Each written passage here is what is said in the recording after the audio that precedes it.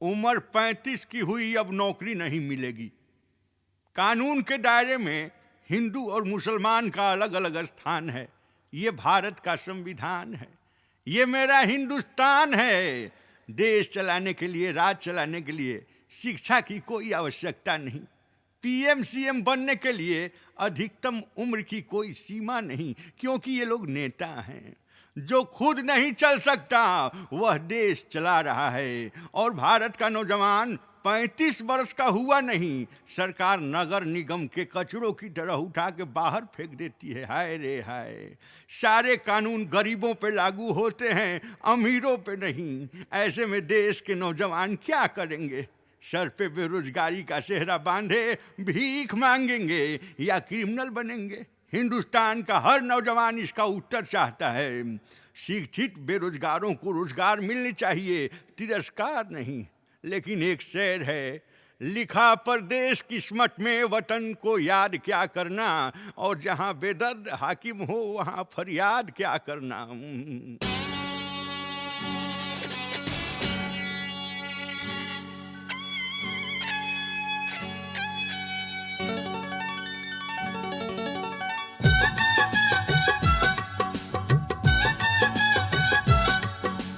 पैंतीस बरस के भैला बबुआ,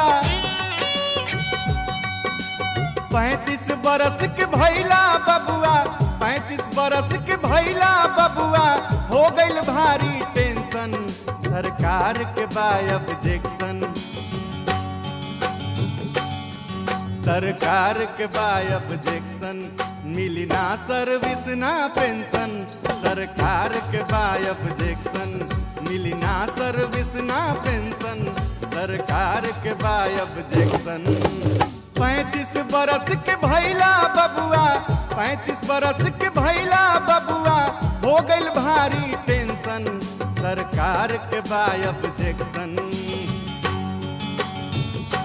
हाँ, सरकार के बा ऑब्जेक्शन, मिली ना सर्विस ना पेंशन। सरकार के बा ऑब्जेक्शन, मिली ना सर्विस ना पेंशन।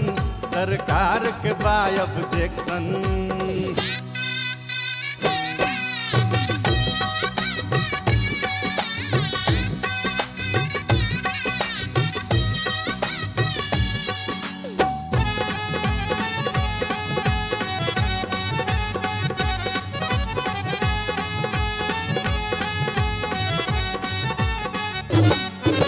नौकरी के जोगे अब रहल ना उमिरिया,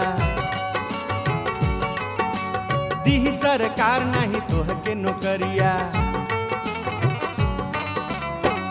बाहरे हिंदुस्तान के संविधान आज लागेला। हई बीए बेरोजगार हम कहे में लाज लागेला। मरे के कगरी आइल लोग मंत्री बनता, पूरा देशवा में अब लफुअन के राज लागेला। नेता बने में नइखे कवनो कड़ाई, मरे बेरले मंत्री बन का होई पढ़ाई। जियत जिनगिया गइला बबुआ, जियत जिनगिया गइला बबुआ, कट गइल तोहर कनेक्शन। सरकार के बा ऑब्जेक्शन। सरकार के बा ऑब्जेक्शन, मिली ना सर्विस ना पेंशन। सरकार के बा ऑब्जेक्शन, मिली ना सर्विस ना पेंशन। सरकार के बा ऑब्जेक्शन।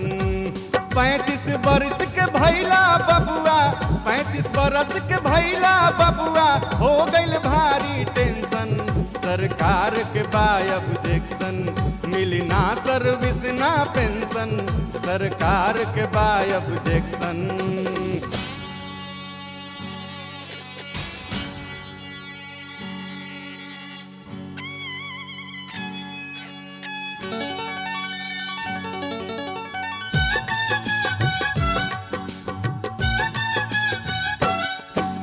नौकरी का दीही लोगवा करे लोग छटनिया, चल रिक्शा हाँको बबुआ जबले बा जवनिया।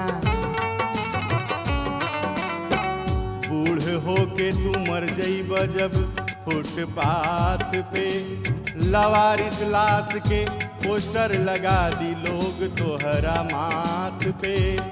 पुलिस गरवा में हड़िया बांध के गंगा में डाल दी, ना तो पिस्तौल रखल आज है बबुआ तू अपना हाथ पे।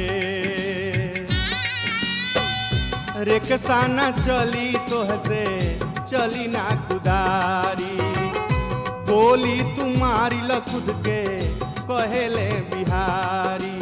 पढ़ लिख के का कैला बबुआ, पढ़ लिख के का कैला बबुआ, पवला तू फ्रस्ट्रेशन, सरकार के बा ऑब्जेक्शन,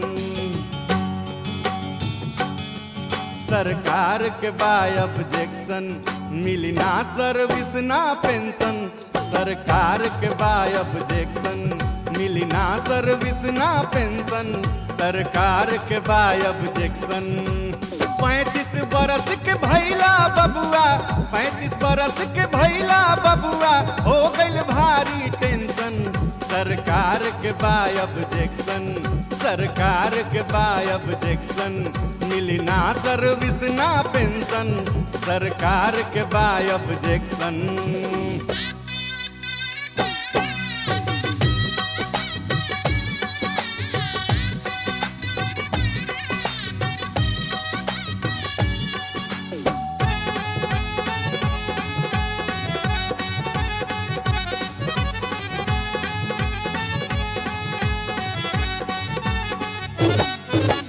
आत्महत्या ना करब तो कर बरियारी,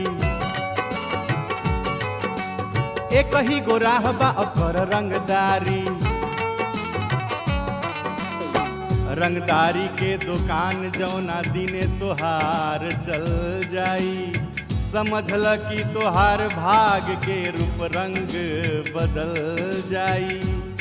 कौनो पार्टी के टिकट मिल जाई तोहरा चुनाव में, विपतिया माथे से आनंद सारा टल जाई।